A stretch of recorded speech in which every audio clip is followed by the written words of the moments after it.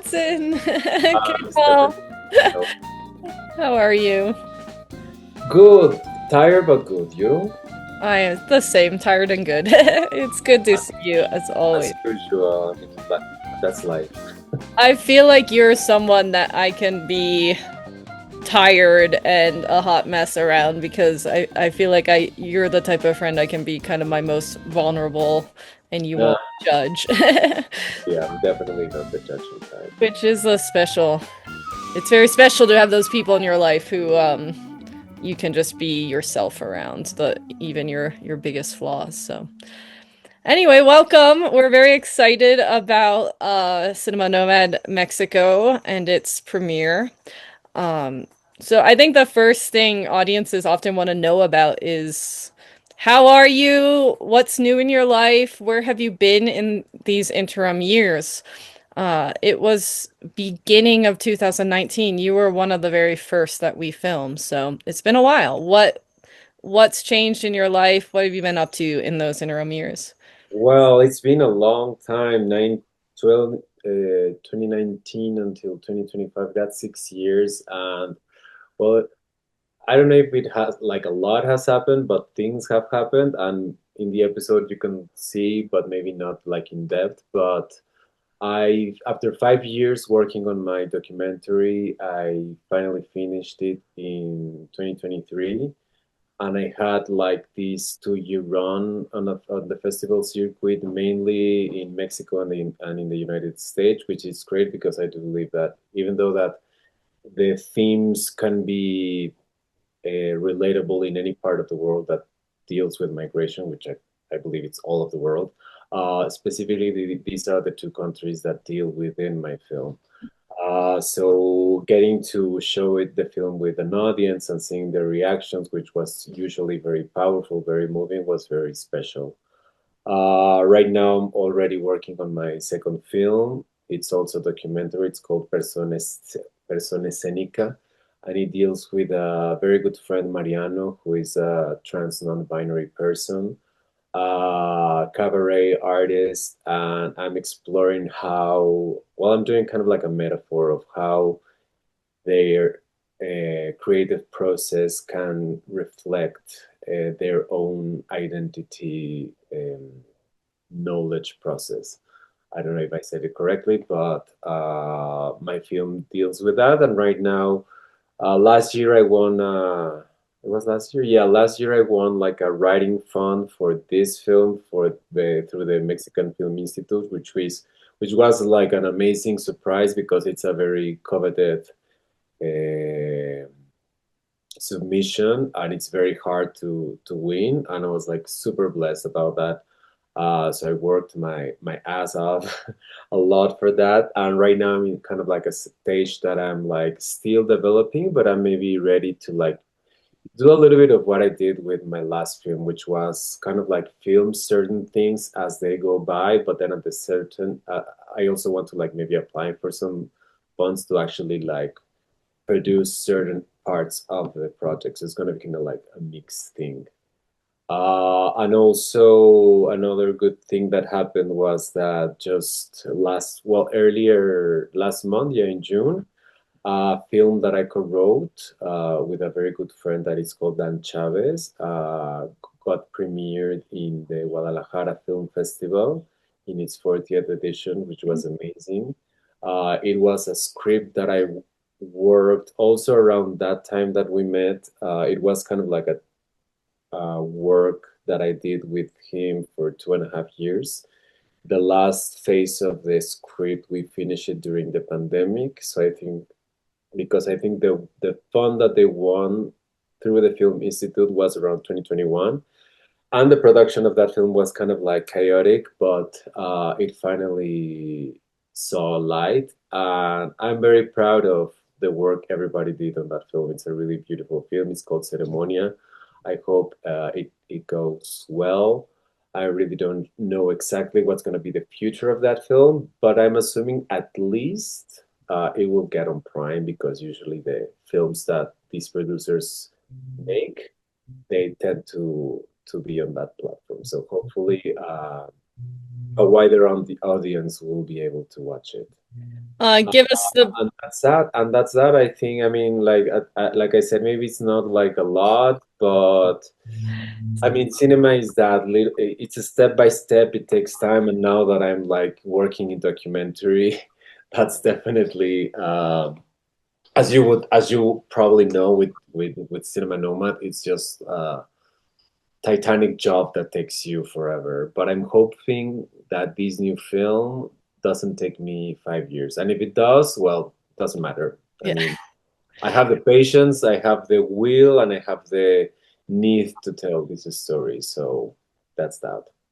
It does sound like a lot, more than you're giving it credit for, because I mean, for one, you had a major documentary premiere and go all over the world and do well.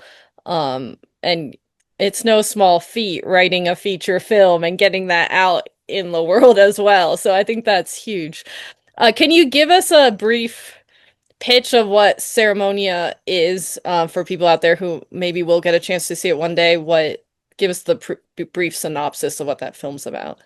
Yeah, so the film deals with Maria Valenzuela, which is an orchestra director from the Philharmonic of Guadalajara, which is one of the three main cities in Mexico. And she's very stable. I mean, she has a stable life, but at the same time, she wants something else. She wants to like thrive and be recognized internationally. And she's going to apply for this music orchestra director. What's the word in English? I forgot. Conductor, Yeah, but like maestro. yeah, no, but like what I'm saying is una como competencia.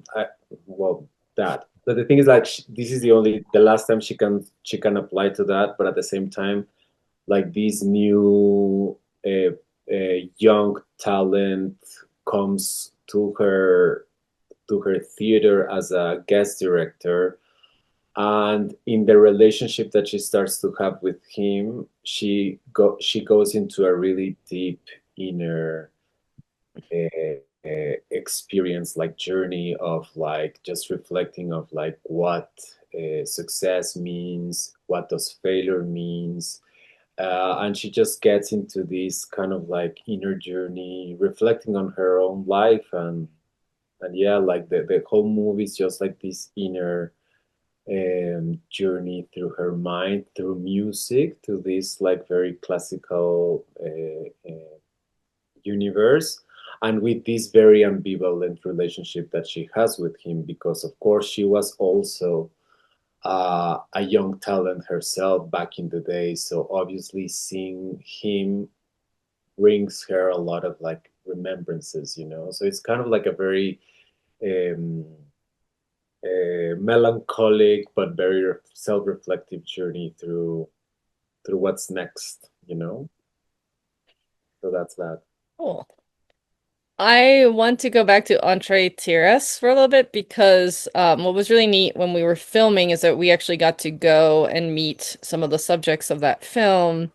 We got to see their shop where they were printing graphics on, well, things like coffee mugs, which I still have and I'm drinking out of today. And actually this pillow. I don't know if you Oh, nice. Yeah. got the pillow there and we use it. So, but you were still in the process of filming the documentary when we visited you, and I may be mistaken, but if I recall, some of the direction of where you ended up taking the film shifted a little bit after that time, and it took you a few years to keep filming and then to edit it. Can you talk a little bit about how the subject matter maybe shifted in your mind from when we met you in the episode to the release and what that process was a little bit like? Yeah. So originally, what I thought the film was going to be, it was going to be about their organization, their Deportados Unidos en la Lucha.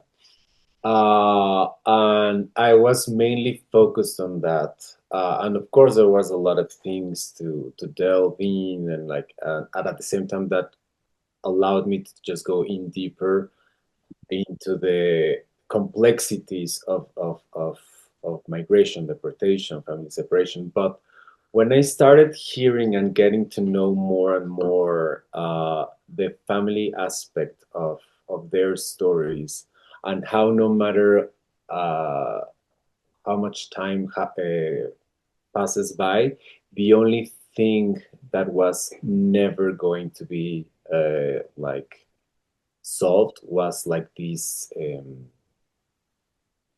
of the family of the family separation. I mean, like that was just something that was they were always going to have that scarf. I mean, even though that being here and making their lives again, it's complicated, and there are times that they will be like having these yeah, like downer days at what am I still doing there.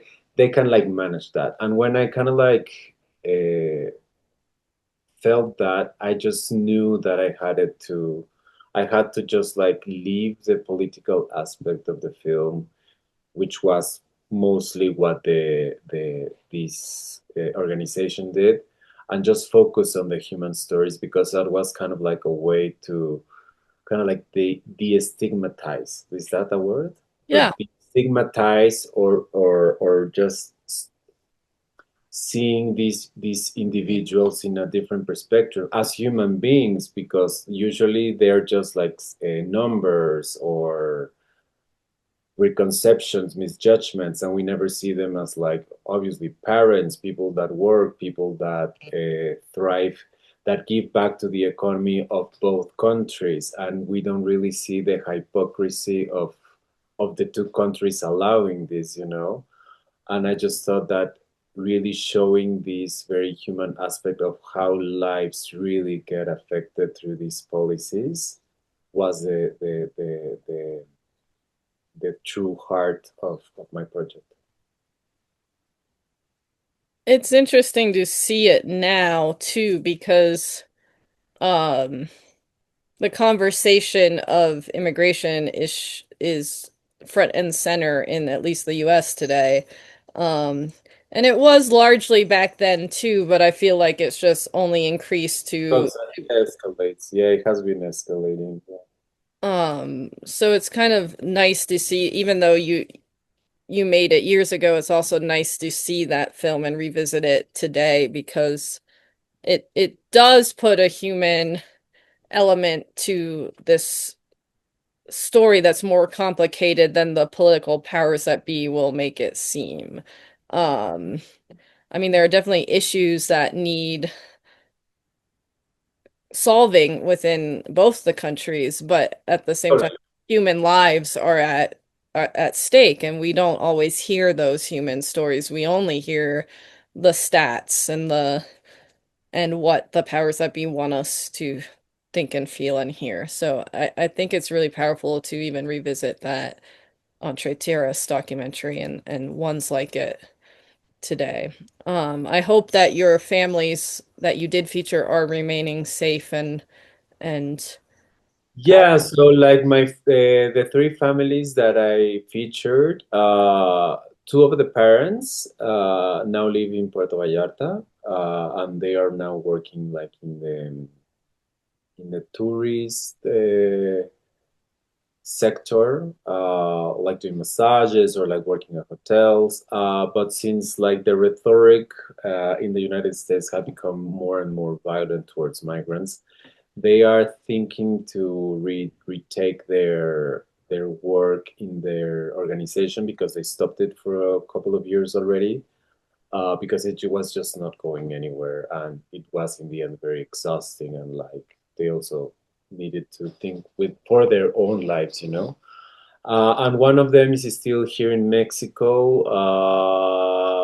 Her baby is now I mean, her baby was born when I was making the film, so that I will always know like what's her age. And I think right now, yeah, she's so big. She's like 6 or 7. And he's just dealing with this new chapter, because, of course, now her daughter is like doing more questions, and he really needs to see like how he can be the best father, even though he's not, yeah, in person, but he's trying to do his best to just make her know that despite being afar, he's for her, you know. Mhm. So that's really heartbreaking. And I'm fortunately, I mean, well, not fortunately, I mean, like, we just applied to another fund for distribution for Entre Tierras right now. Like the submission just closed this Monday, and we're just keeping our fingers crossed that we win that fund. I do believe that it's very pertinent to showcase this film, and we kind of like make this very ambitious tour that we want to do. We're not really applying to a commercial release, although we are like maybe applying for like 10 cinemas around Mexico City, Nuevo León, and Jalisco. But we're aiming to try to bring the whole movie across Mexico, um, on like alternative venues, because I do believe that those are the places where people would actually like show. Mm, Or because if you have it like in a cinema, like maybe two people will attend, and it's like, why do you need that? You know, it's better yeah. to just go little by little and try to show it. And at the same time, we also want to like kind of like do that in the US, although it's more complicated. But what I'm trying to do, or what I would like to do, because I got suggestions in film festivals, but distribution is complicated, is that I should like maybe reach out universities, because it would be a film that they would be very interested. So if someone from any university in the United States is watching this and they're curious about the film and want to watch it, feel free to just contact me or whatever. And I'll be more than pleased to share the film, because yeah, I mean that's why it was made, to be shared and to have these conversations. Yeah, and I think it's a good fit for dialogue within a university or academic setting or libraries, community centers, things like that, for sure. Um, I want to also talk because I think in the years that I've gotten to really know you, you've also kind of had a personal shift of really deciding that you are a documentary filmmaker. We feature a lot of your amazing short narrative films in the episode, and obviously you also just wrote a feature narrative film, so you're a very talented narrative filmmaker, but you have told me over the years that you really see yourself now as a documentary filmmaker. You want to keep making documentary films. If that is in fact a true statement, can you tell me about that shift and your thought process about what that means to you in terms of the shift to documentary? Uh, I don't know where to start, because I mean, in the end, it was just very. I mean, I'm a very curious person. I think like every director needs to be curious, because that's the only way that we we are drawn to telling stories, because we just talked about what we really want to talk. But being very curious, there are just things all over the world that just resonates with me, and I'm really interested in exploring them through reality. I mean, of course, you can also do that in fiction, but there's just this power in documentary filmmaking that it just hits you as no fiction can do, I think. Because in the end, you're dealing with reality. And even though that, of course, there is like a subjectiveness to it, uh, um, you're still dealing with with things that do exist, and you can be like, oh, but that's that, and that's that. And at the same time, also like documentary, I think that as a genre nowadays, it's it's so open to exploration within the aesthetics of film language, and that really also interests me a lot. Even though that I am right now exploring more these of like observational aspect of documentary, which I absolutely adore. I would also be keen to exploring these more of like documentaries that blurs the line with fiction, and then it just starts to become something very aesthetic. So yeah, I think like also documentary, it just yeah, like it just draws me in so many levels, and yeah, it's I never know that was gonna happen. And at the same time, also like the immediacy of like, of course, when you have a script, you need to write and all that stuff. But I have also seen that I have this facility of like just reaching out and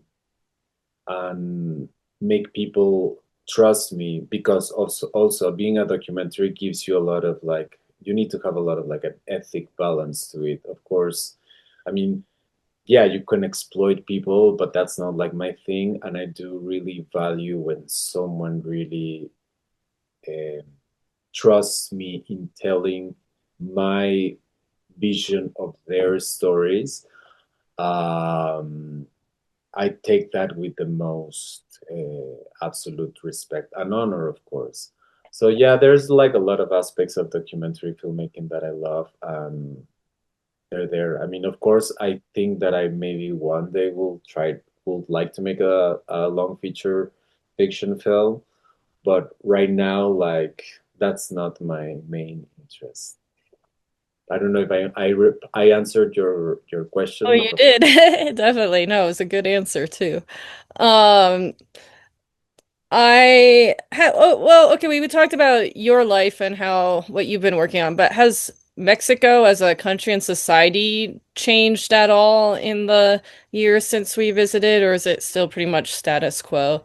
No, it has changed. I mean, like, for instance, politically wise, we're very polarized right now, and it has just like broadened. There is no opposition. Uh, we are looking, we are aiming to be repeating history, but with another rhetoric, which is scary. But there's people that want that and support that, and they don't want to see like the red flags. And I'm not saying that we should go back to what we had, but the thing is like there is not another option. So that's also like why people are accepting this. And yeah, right now, since the actual party has like complete control of everything. I mean, like they just recently passed the the reforma judicial, which was necessary, but the way it was done, it was just it's a mess in the making, and it's gonna be. What is that for people who don't know? So now we get to elect by vote the Supreme Court and a lot of like I mean, I don't exactly know the full names in English, but like la Suprema Corte de Justicia, el Tribunal well, I don't want to like The take, but High Court judge. everything related to like this kind of like law. I mean, we have three powers, and one of that powers, which supposedly has to be completely separate from the others. Practically now we have like almost everybody that got elected are keen to the official party. We know that that cannot be a good thing for democracy, although they say it is. But yeah, it's just like changes like that are happening, and we just didn't learn that for 80 years we had a ruling party that didn't do anything for the country, and now we are again putting our faith in a one ruling monopoly party. It makes no sense. But that's humanity. We love to repeat our mistakes.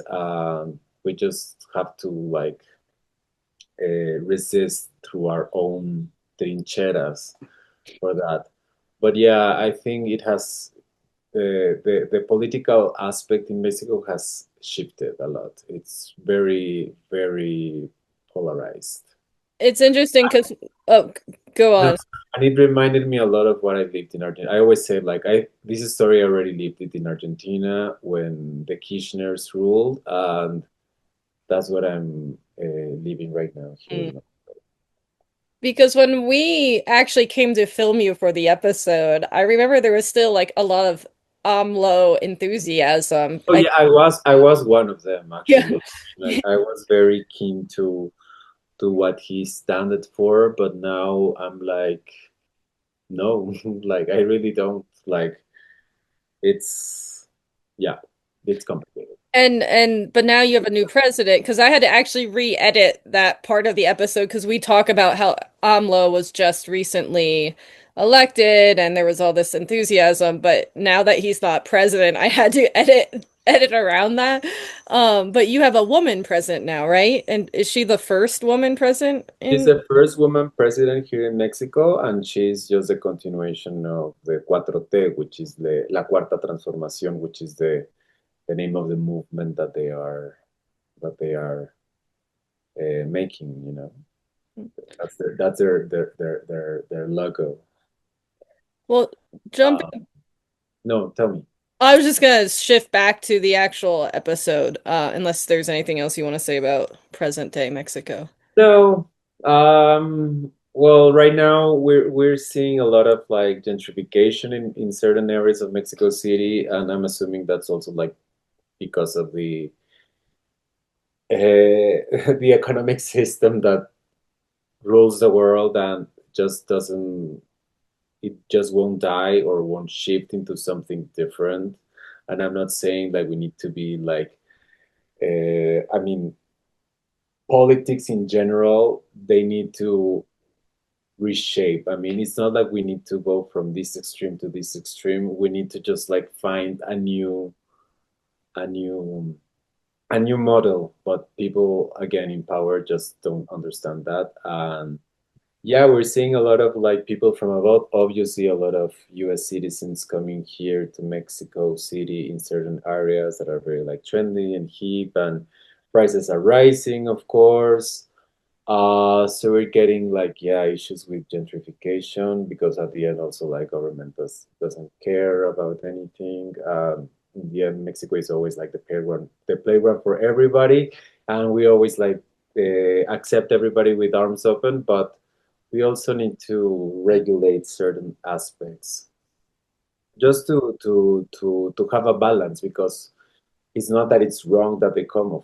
It would be very illogical and hypocritical for me to say that. I mean, of course they are welcome to come, but yeah, things should work differently um, for the better of both parties, for people that are living here and don't need to like receive the the problems that gentrification came that gentrification brings, and yeah, and the persons that come just come and do whatever. Have Uh, a mutual respect too, yeah, right? mutual respect. But yeah, we're also having like that kind of like problems. Of course, the violence it's never ending. It's a downward spiral. Uh, yeah, it's complicated. Um, the only I wouldn't say like good thing, but the Film Institute, it's one of the few institutes that actually got an increase in money, which is not a lot because we're in the end, a lot of people are applying for those. But there was a little increase in that. But in general, culture has had a big cut because there are main projects from the official party that needs to sustain themselves because they're not I mean, they don't generate enough money and they have been kind of like a waste of money because they're not even efficient. And then at the same time, there's also like a lot of money spending. And also you can see that the government is like just trying to see where they can just grab more money. And it's inevitably gonna explode, I'm assuming, but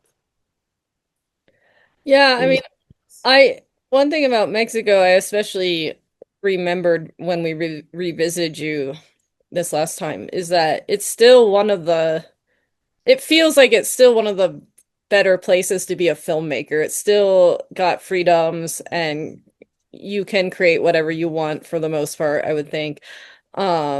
It still feels like a free thinking place, where, since we visited you the first time in Mexico, we traveled to so many countries that are just even more and more and more restricting of their citizens and especially of their artists and filmmakers. So it is nice to know that there are still places that are embracing of cinema culture and allowing, freedom of expression and things like that. The only thing that I would say, I mean, of course, yes, but the thing that we're lacking, and it's so ironic, is that people are not watching Mexican movies. I mean, like we have a very important market for foreign films. I mean, like because we are. Well, I mean, I'm not. If we talk also like about percentage of the country, popular wise, maybe it's not a lot, but it's a lot. But yeah, if you see like the numbers for Mexican productions, usually the ones that are more like successful, they tend to be like romantic comedies or just comedies in general. That yeah, like with used to be soap opera actors and just like very light. I usually don't watch them because they don't tend to be really good, at least for me. There are a couple of exceptions, of course. But in general, if you leave that, you see the numbers in the like the statistic book that Film Institute prints every year, and the numbers are abysmal. It's like, yeah, there's also need to be a shift in people consuming Mexican cinema, but at the end, like you also can't. I mean, there are these formulas in the in more commercial production standards that we're gonna like show the film and see like what they like. But in the end, I also think that that's not really like 100% accurate because you tend sometimes to do that and like films flop. Like Yeah. you never know when like an audience is going to react to a film. But what we really need to do as Mexican filmmakers is like just try to see which is the audience that we're really aiming for and try to make them come and watch our movies. But I which think Yeah, I think it's something that is not talked about a lot, but in terms of the challenges that especially independent filmmakers face worldwide, number one is always funding, but number two, and sometimes even more so, number one is often how do people actually see our films? And that's a really, really big challenge, especially today in such an oversaturated market, on the internet and worldwide. It's just so, so, so hard. It's so hard to make a film. But then when you make it, you want people to see it, or at least an audience who you think will appreciate it to see it. Maybe not the whole world, but the right audience. And yeah, I think it's so hard to cross that barrier to actually get people to sit down and watch it, to even know about it. Like many people would watch it if they knew about it. So that's a hard thing. And then to actually like get people to watch it, it's such a challenge. And I can't even begin to have a solution to that. no, totally. But let's talk about the actual episode. What do you have? Do you have any special memories from those 6 years ago when we came and filmed with you, or even memories since then, since you and I have interacted quite a bit since then? Any special memories from the 33andMe Cinema Nomad journey? I mean, I do remember. I mean, as you said, I was one of the first people that you reached out and we met. You say in the episode that we met in the Oaxaca Film Festival, and we just had like this instant connection, which is one of the things that I love about film festivals. Just connect with people that just are on your own mind with you with your same mindset. Uh, and I was just honored and excited to be a part of like what I still think it's an amazing project. So just like that specific feeling I have.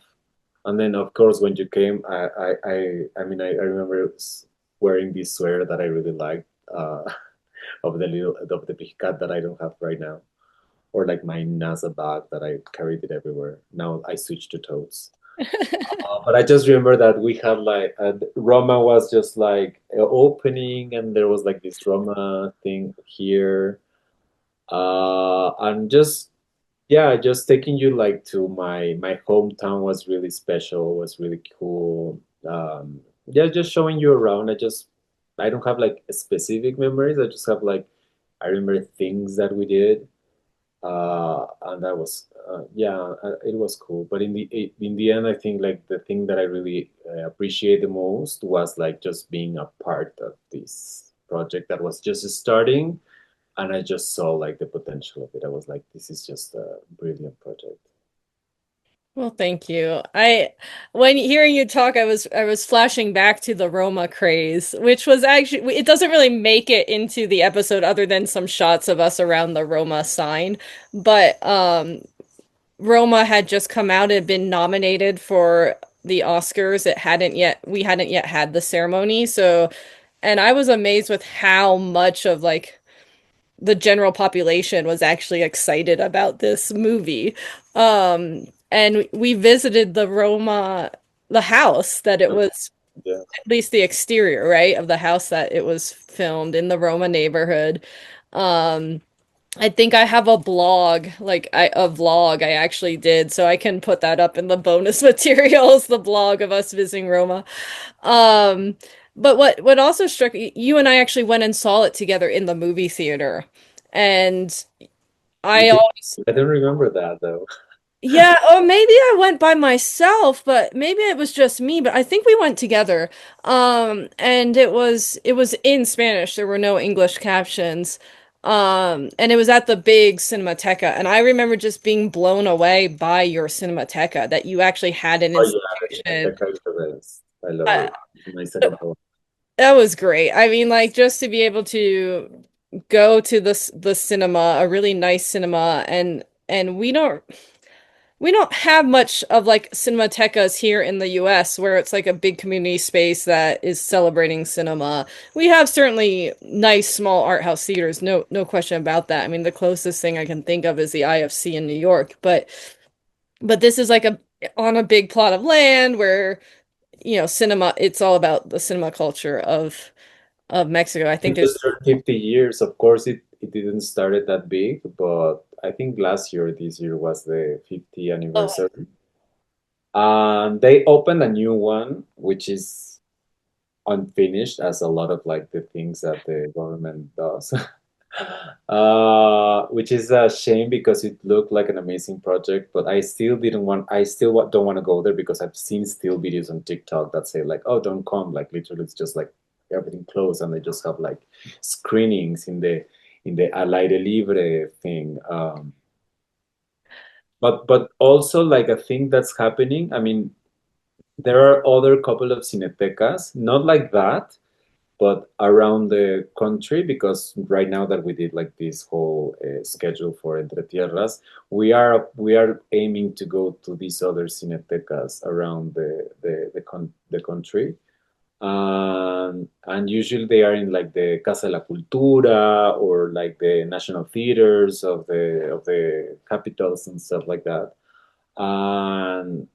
And yeah, that's also like a thing that the government can actually do, like open these spaces to decentralize everything from Mexico City, because that's also like a thing that the country needs. We don't need to have everything in Mexico City.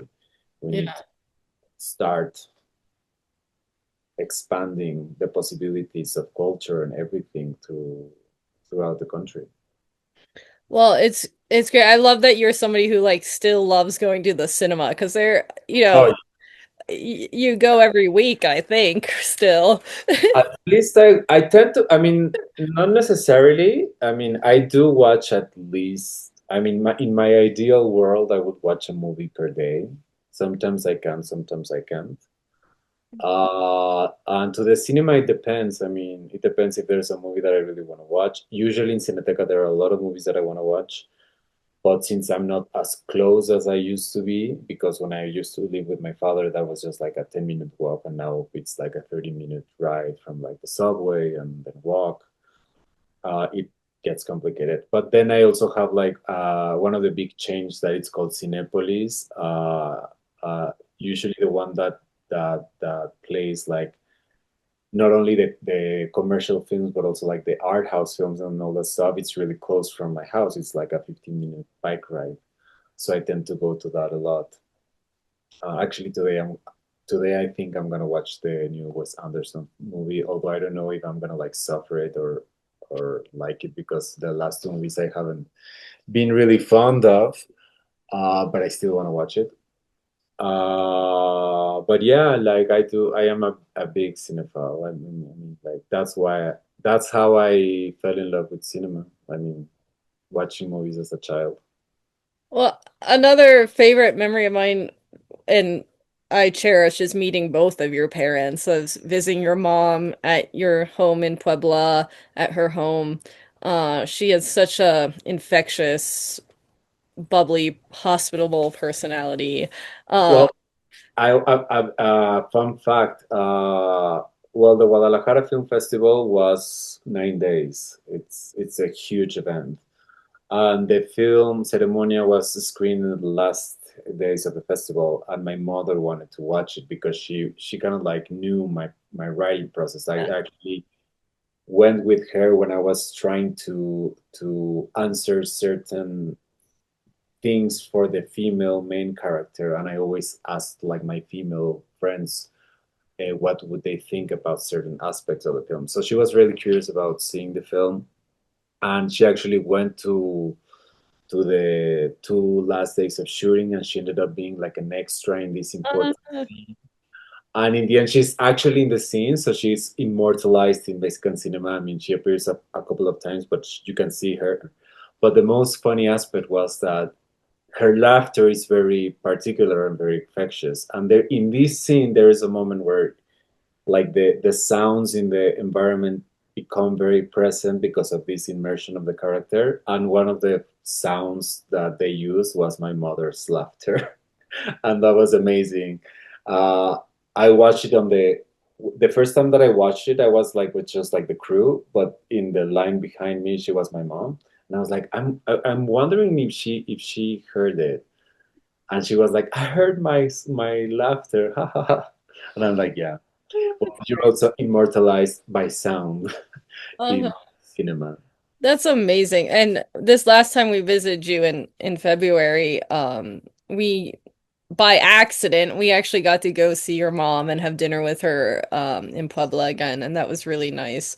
And she gave us those old movie posters that she had. Um, Now that was that because there was a her aunt or her sister or somebody had a an old movie theater? What was the story? Yeah, the sister of her partner, her late partner, she was married to like this super rich, like influential guy in Puebla. And one of the businesses that they own were like the old cinemas in Puebla, which is also that's the shame that we also like in Mexico don't have.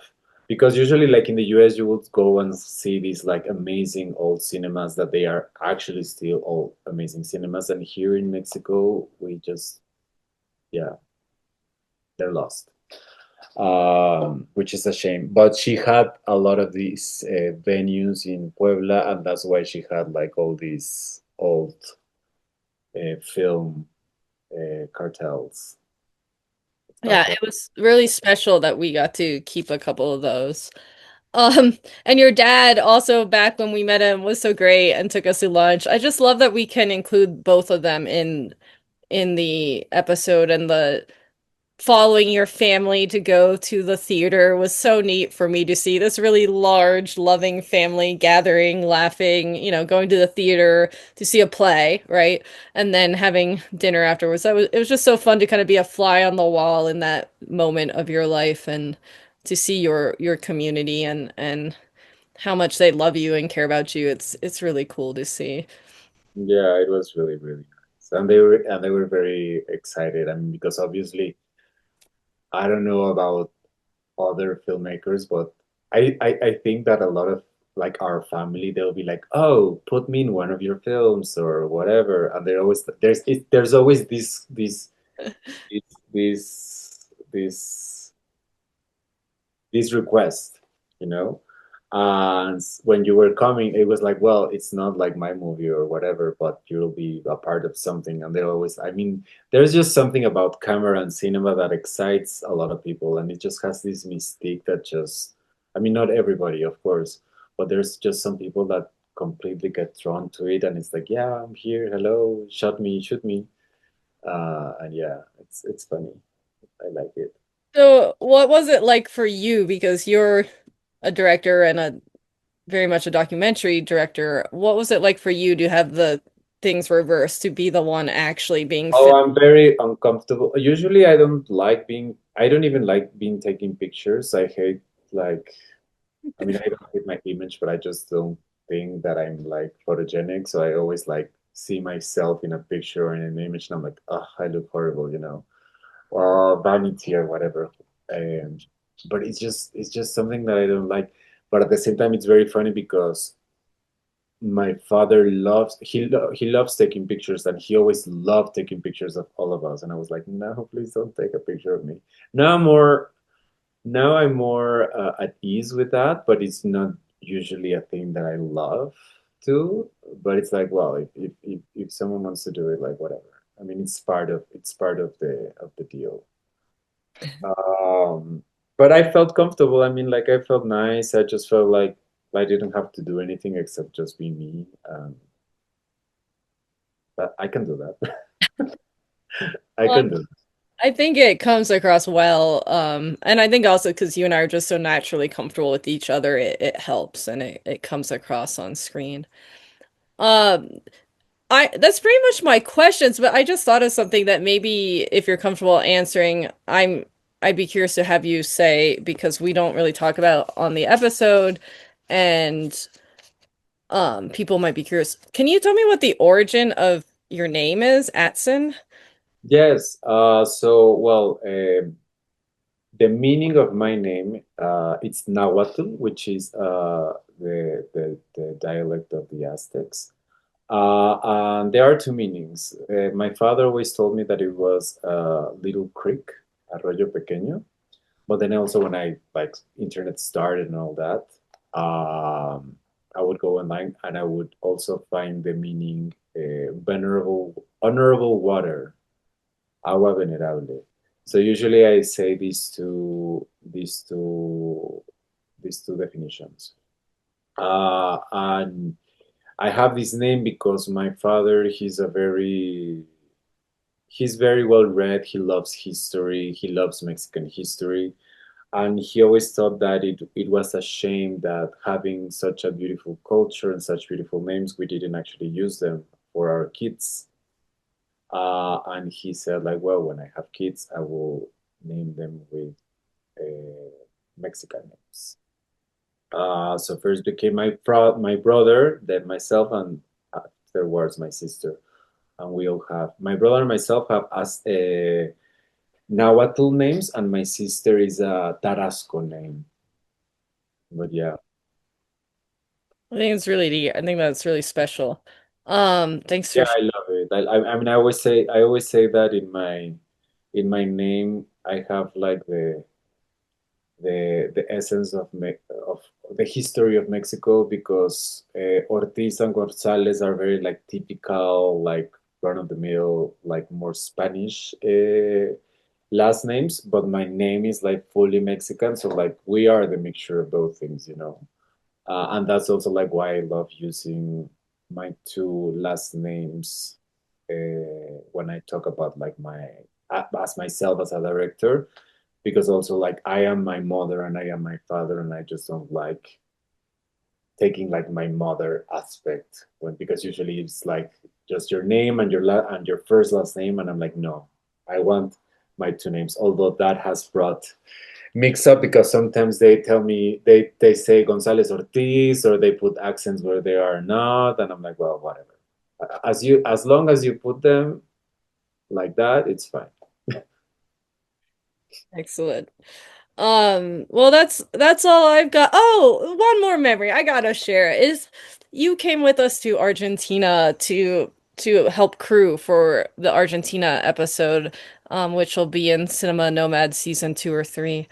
Um, and it was just so special to have you. First of all, it was a huge help to finally have a third crew member, a third permanent crew member. Usually it was just me and Tiz.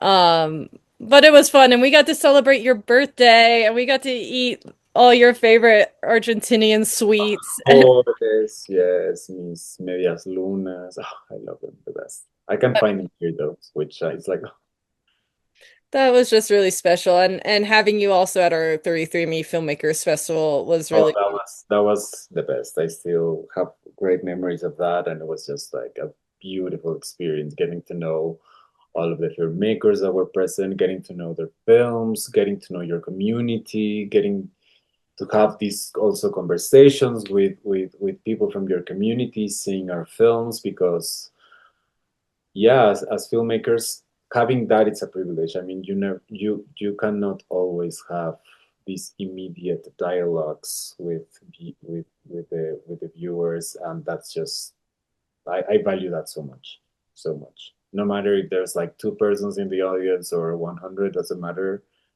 As long as there's someone there willing to to talk, let's talk. yeah, it was great. I was so pleased how well received Entree Tierras was. And people kept talking about it long after the screening. Um, and we did record almost everything, Q&A, panel, master classes. So once I get through the hump of releasing season one, I really hope to put all of those, what I'm calling like the video replays from the festival onto the website so that people can go and just learn from the different Q&As or master classes or panels that we put on. So hopefully soon that'll be up as well. But that's all I got. I'm so happy that you're a part of this Cinema Nomad family, and I'm so excited about the release of your episode.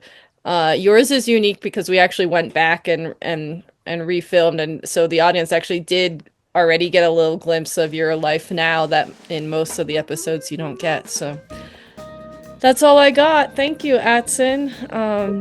You, as usual, for the time, for the opportunity, for the yeah, for just the invitation of being part of a project that I'm very fond of. Big besos y abrazos a tu familia, tu mamá y papá y Bye. hermanos también. And I send them my love. They're very special family. So, adios, hasta luego, and I can't wait to see your next films. Bye. Thanks. See you soon.